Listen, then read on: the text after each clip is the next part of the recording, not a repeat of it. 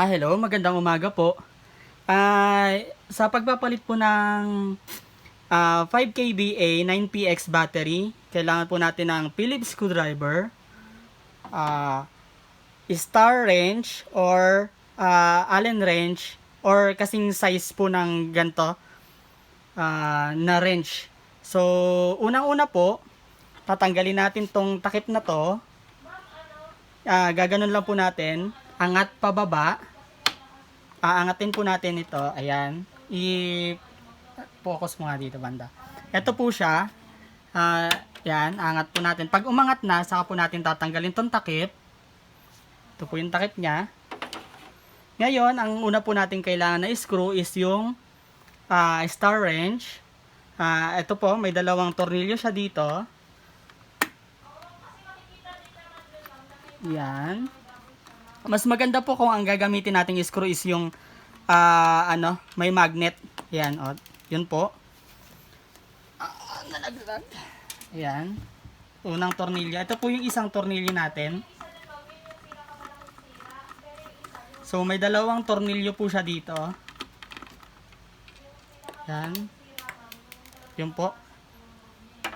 Tapos, pagka okay na po, natanggal nyo na, i-slide natin siya. Itong door na to, slide natin pa ganito.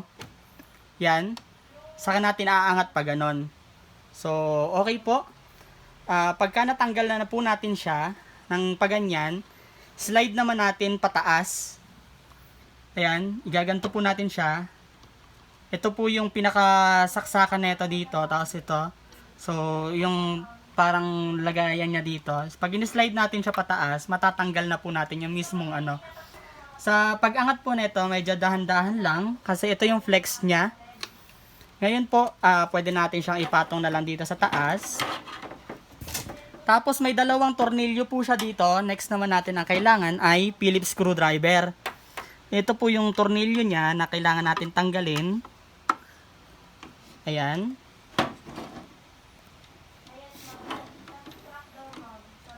So, ito yung dalawang tornilyo niya. Tanggalin natin.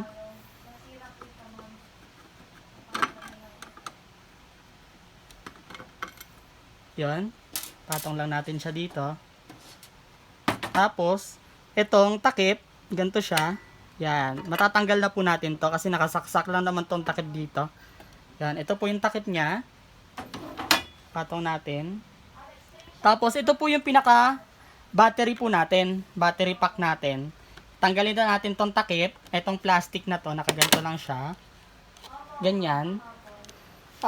Hilahin lang po natin. Yan, medyo alalay lang po sa paghila. Kasi medyo matigas po talaga siya. So, sa battery natin, ito siya. Yan, ito po yung battery natin. So, pag hinila po natin siya, may uhuhugot natin siya ng buo. So, yun.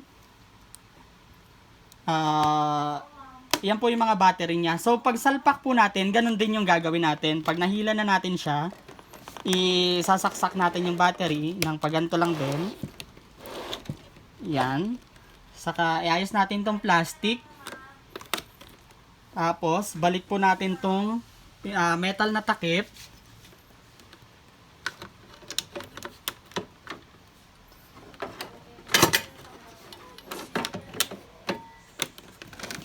Make sure po na nakasaksak na mabuti siya. Tapos, lagay natin tong takip. Phillips screwdriver lang din po yung kailangan natin. Yan, screw natin siyang mabuti.